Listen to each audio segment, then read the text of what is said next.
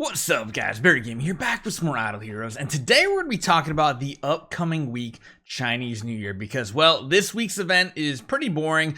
I would honestly say don't spend those 8,000 gems on that big chest that has, like, the guild coins, the glorious relics, and the 5-star eminent hero chest, I think it's called, glorious hero chest, either or. Probably wait until Thursday to decide if you're going to spend those 8,000 gems, because we're going to take a look at past year's Chinese New Year events today, so you guys have a little bit of a better idea of what to expect. We are, of course, probably going to have an early spoiler this weekend. We typically do, just because DH Games does go on vacation for, like, I think they have like a 1 or 2 week break for Chinese New Year, and Chinese New Year is typically a 2-week event, so be prepared to not see a new event the following week. But let's take a look and see what past years were like, so you guys have a little bit better idea of what to expect. Hopefully you guys enjoy this one. Make sure you guys hit that subscribe button. We got multiple giveaways going on right now. Let's jump right into it.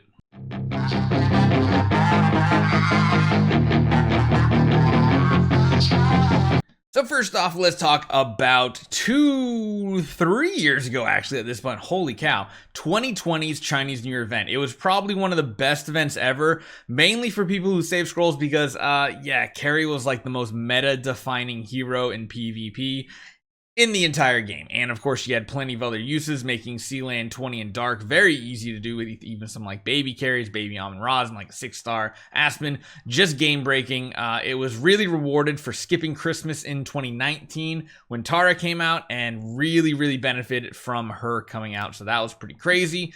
There was this Sleepless Eve event. So you basically had to spend the resources to invite specific types of heroes. You either went for the regular 4 faction, or at the time, Light and Dark was a big deal, so this was a big deal going after them. And then of course, based on the number of heroes you invited, you got different things. At that time, I believe Rui Scepter was brand new, and I think you had to mainly go for, you had to do the whole event to do that, but there was a brand new carry skin coming out. I think you could get the Punisher free to play if you went for the regular 4 faction heroes and did not go for the Light and Dark ones, because of course the Light and Dark were just more expensive to go for, but you did get a pay to win artifact there. This event, we've seen similar ones since quite often, actually, and no, that is not a chest for Celestial Island, Cloud Island like it is now. Basically what this was is you had to go down one branch or the other to get rewards. Once you started giving fireworks to one hero, you'd start getting unlocked rewards, or vice versa. At the time, the Dark rewards were a bit better. I'll kind of scroll up so you guys can see the bottom here. The Dark were the better faction at the time, I feel like, especially with Carry coming out. We had Amon Ra previously, all that fun stuff. So, yeah, it was interesting to say the least. Let's actually shrink this back down just so we can see a little bit more info here. Now, this was the first time we got the Gem, Relic, and Gold Mall. Now, we just got that, I think, at New Year? I don't think it was at Christmas, right? So this is the first time you had puppets. You had full price artifacts at that time. They were not discounted. That's because this was like the first time you ever got a chance to get extra pay to win artifacts besides from the monthlies and everything. So this was a big deal. Honestly, I don't even think the rotating shop had come out yet for like the weekly or bi-weekly Ormus shop where you could buy extra artifacts, or a glorious relic shop, whatever it was. And then of course there was even more for gold. The gold was a really good one, so maybe save up some gold just in case. And of course we also had this guy right here. These were the different packages you could purchase. Dark Arthandal skin, yeah, you might be like, what?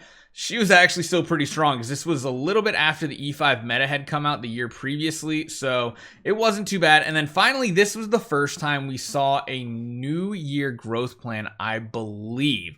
So this one, it has basic rewards on the left-hand side, and then I think it was like a $15 or $20 purchase. You got a lot of stuff, basically enough to build up to a 10-star segment, including skin and an artifact down here too. So that was pretty cool. That was the first time we ever saw this, and that was a 2020 event. Now, moving on to 2021's event, we had something very similar come out again, where we had a very similar quest system, basic rewards. However, this one was different because you could pick, I believe, between 4 different branches to go down if you bought the package. One of them was a penny, which the artifact was kind of garbage there. Another one was horse, which at the time was the extremely good one to go for because it gave you a withered armor. Like, this is a perfect start to an account. Cthulhu was a decent one with the King of Demons or Crown of Demons or whatever. And then there's also Garuda. This is again before they came out with the new quest system for new accounts. Garuda was actually a really good one with Rune's Power as well. So this was like an updated version from the previous year. I wouldn't be surprised we see another growth plan this year. Let's hope it's even better. Now, there was another similar event to the 2020 event where you could basically give resources to try to summon for heroes of a specific faction or get skins and stuff like that. Of course, the Light and Dark one was still the premium one. This was after, I believe, we've already had Sword Flash came out. We had Scarlet Queen Halora come out at Thanksgiving / Black Friday. I think what this was, man, actually, I don't know if the third hero had even come out yet. We might have still been at 2 Transcendence heroes. So Light and Dark was still pretty good. Rogan was, of course, a good pickup, things like that. And then there was also this type of quest system. Once again, you could go down like either branch the left side to try to get to the pay-to-win artifact chest, or you go to the right side for a very inexpensive Magic Stone Sword. At the time, Magic Stone Sword was a pretty low tier artifact. And of course, Snowheart was a brand new, I don't think it came out at, did it come out at Chinese New Year? It might have come out at Christmas of 2020. I can't remember exactly, but it was the newest artifact out. At the time, it still didn't do anything. But yeah, there were ways to get even more if you finished all of it. Typically, most people try to go for the chest if they were on a free-to-play account. They couldn't do the whole quest system and all that. They went for the Magic Stone Sword just to get something. So it's cool to have 2 different routes. And again, this was very similar to 2019. So I feel like this is, or 2020, I feel like this is going to happen again. There was some matching event rewards. They got some like side stuff. There's a 4Cs skin and everything. It wasn't like anything too much of a big deal really right here. And then lastly, there were these like free packs essentially that you could get. So it was cool to get some resources and stuff. It ended up paying off pretty good. And that is the 2021 event. Now, the 2022, it was actually a pretty solid event. I feel like it was one of the better ones we've had. Just for logging in, you'll notice, again, this was a 2-week login event, so you had to log in every day for all 14 days. We did not have new events on the second week. It was just 2 weeks of the same event, so expect a little bit of lull on the second week here, but yeah, pretty decent rewards for logging in. Hopefully they give us even better ones. I imagine we're going to continue to get more avatars. Hey, those avatars help power up our account on our Cloud Island galleries, or rather Celestial Island galleries. So that's pretty good.